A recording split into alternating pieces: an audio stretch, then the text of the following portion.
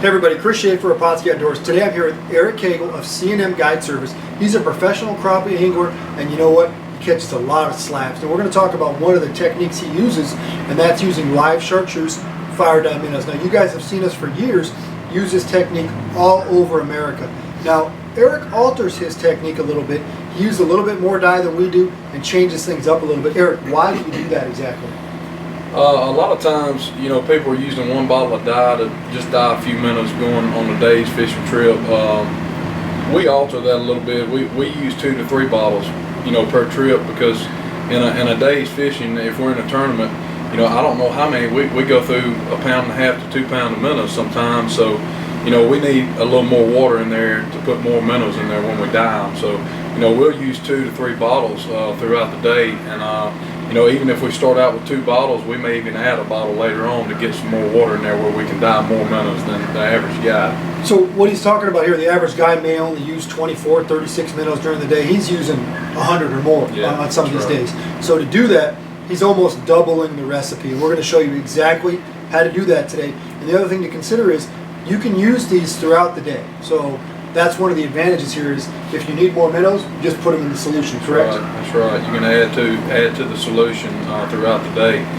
If you run out, you know, you're always going to have more minnows in your big tank than you need. So if they're hitting that chartreuse minnow, you can always take some regular minnows and add to the solution that you made that morning. Okay, so we're going to go over the process. We're going to go over his specific technique. Remember, this is almost like a commercial grade of using the fire dye. So these are people that are going to use a lot of minnows.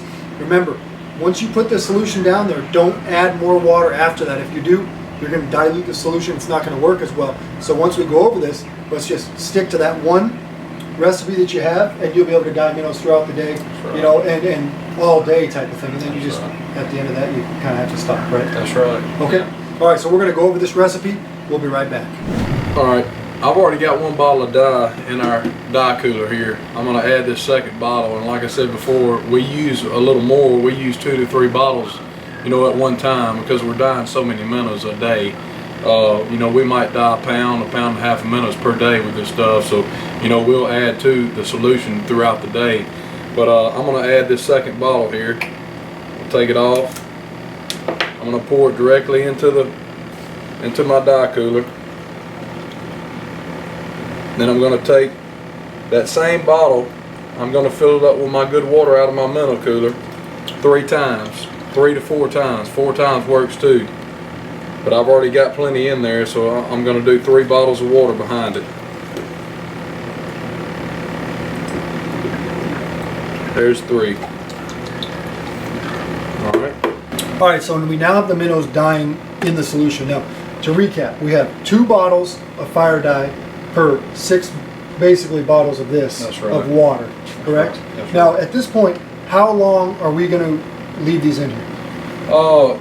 Anywhere from 30 minutes to an hour is what we usually do it. I mean, sometimes, honestly, sometimes we'll, you know, when we're busy and on a tournament morning, we might leave them in there 1 hour and 15 minutes. We've never had any problems with that. I mean, but usually if we remember, around 30 to 45 minutes is how long we usually leave them in. All right, so we're going to leave those minnows in the solution for 30 minutes, then we're going to take them out and we're going to kind of wash them off in clean water. And the reason why we do that is you don't want to get all the mess on your boat a lot of times, correct? That's right. Yeah, so we don't want to contaminate the other minnows that are already in the live well. That's right. Okay, so we're going to show you the process and continue on. I've taken them out of the dye. I had a rinse bucket here, which I would normally just use lake water, you know, right beside the boat. I've rinsed them off, and we just put them in a clear bucket here for you guys to see how that dye, you know, how they take to the dye. And I mean, as you can see, that is a chartreuse live minnow. It does a fine job dyeing them, that's for sure. Now, how long will they retain the color? They'll retain the color until you use them. I mean, I've kept them for, you know, 2 and 3 days at a time, and they're dyed. I mean, they're dyed until they die. All right, so for a little bit of perspective, we have now taken regular minnows and we've added them in there with the chartreuse minnows. This allows you to have a little bit of perspective on which ones have been dyed chartreuse and which ones haven't, and it shows you how important the difference is. Now remember, we only left these in there for about 20 minutes or so. If you did leave them in for 40 minutes, it'll get even brighter.